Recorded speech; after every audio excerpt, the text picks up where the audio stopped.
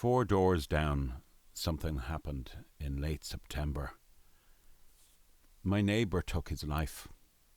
I want to tell you about him because it's been playing on my mind recently, and I'm not playing to you for some kind of dramatic effect.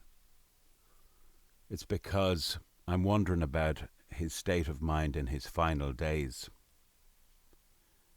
So this guy, if you saw him, fine man, would be an apt description. A big, tall man, had been a professional executive in his day in a very good industry. Always reminded me of Ross O'Carroll Kelly, that type, that kind of rugger build. And many is the time I'd see him and I'd look forward to seeing him. But he had been divorced for many years. His children had grown up. Everyone was on reasonable terms, good terms.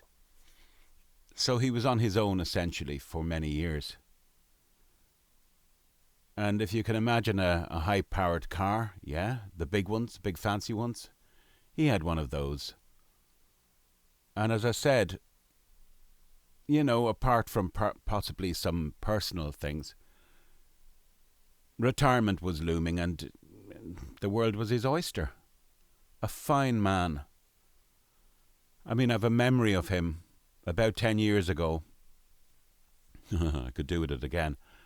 But I remember I lost a lot of weight. I went to Slimming World. I took about 4 stone off me.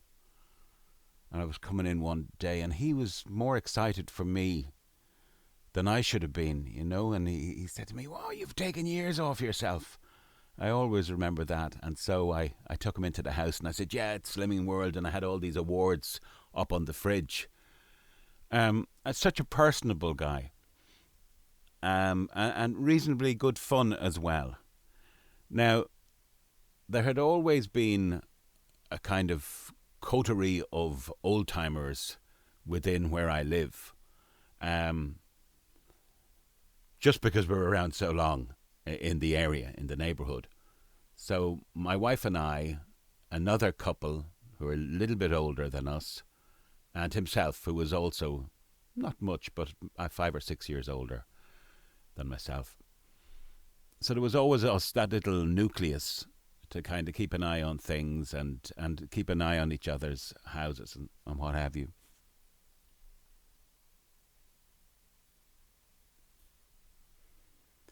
He injured himself. I don't know how. I don't know whether it was golf or whether it was something that just came on. His golfing days were soon over because his back gave out. He had terrible back trouble. And subsequently, I think that moved into his neck in some way. And we're talking 4 or 5 years ago this has been going on, maybe even a tad longer. And he became, you wouldn't know what mood he was going to be in. So whereas you'd see him and your heart would kind of jump a little bit because you knew you were in for a chat, in latter days you'd see him and you'd nearly cross the road because he often was very aloof. He'd be short with you. Never nasty, never was. But he was obviously not right. And when we did talk, it was usually in relation to his injury and his treatment and the pain. So he just wasn't functioning on all 4 cylinders any longer. He wasn't the man that I knew. So he'd retired about a year. I suppose a warning sign was he gave the car away to his son. And I'd see him, in these leafy little roads we occupy. And I didn't twig. I knew it was bad, but I didn't know how bad it was. So I was in my little studio here a few months back and my wife came in and she told me that our neighbour had discovered him in that way that a lot of men take their lives.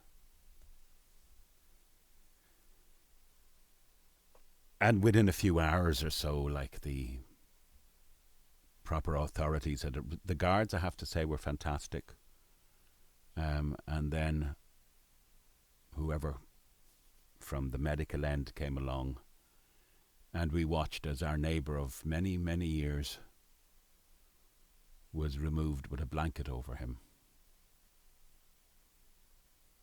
I never thought I'd see that day, that my neighbour, my friend, even if it's just in passing, someone that was a regular part of my environment and surroundings, would be taken out on a stretcher and put in the back of a station wagon under a blanket. And within a few days of it, he was laid out in the funeral parlour. And I suppose, again, the warning sign was he'd been in it's not far from us. He had been in, and he'd bought his own coffin about a week or so beforehand. And when I went in, as he was laid out, to see him, I had to run out. I nearly gagged, because he just did not look like... It was like badly drawn boy or something. It was like Frankenstein. It was like somebody had assembled him. He just didn't look... My wife said, "Are you all right?" I said, "No, got to go." Bolted. I needed to get out. And I remember saying I didn't want to go. And then I thought, well, my wife is going, so maybe the least I can do is accompany her. Now, she wouldn't have minded either way, but it was me who ended up not being able to handle it. And it wouldn't have been the first one I've been at, but it just was too raw. As I'm here, largely on my own, most of my days, my wife works out of the house a good few days a week now. So she's around, and my daughter comes in from college. I have another daughter away. A good friend pops over every so often. But it's not good to be isolated, because you can get in on yourself. Your thoughts can go bananas. You can imagine stuff that doesn't really exist in the reality of your situation. And your mind can run away with you. And this is where I'm coming from with all this, is I'm thinking, sure, he was in pain. He was in a hell of a lot of pain. But surely some medication may have helped. Now, he said it wasn't helping. But I just would bet you a penny to a pinch of pig shit that he got in on himself. He was at the stage where he'd retired, albeit relatively recently. He was taking stock of his situation, and he obviously didn't hold out much hope.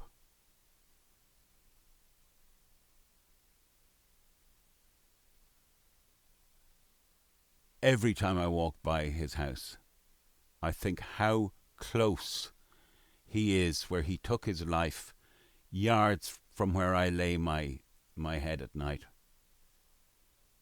The house is still empty, obviously. It's too early. Kids come around every so often to do a clean out. I know what that's like. I've cleaned out my father's house, helped clean it out.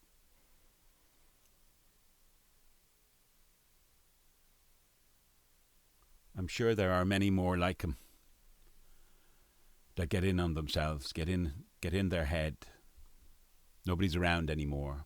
You might have had an existence where you were seeing people every day, day in, day out, and nobody can prepare you for the hammer blow, the axe blow of entering a different atmosphere where you're alone with your thoughts, and in his case, in abject pain. I think about him. I know stuff was going through his head. He was gone way too soon. I can't accept, not that it's my business that it was pain only. I think there was a hell of a lot of emotional pain in there. And I'm only sorry that I didn't sense it. Who's the last person you'd want appearing on your door is me. But if I had known, I would have been a better neighbour. That's all I'm saying. I hope in time, and I'm sure he'd like it, his house will be bought, and there might be the sound of children in there. Life goes on.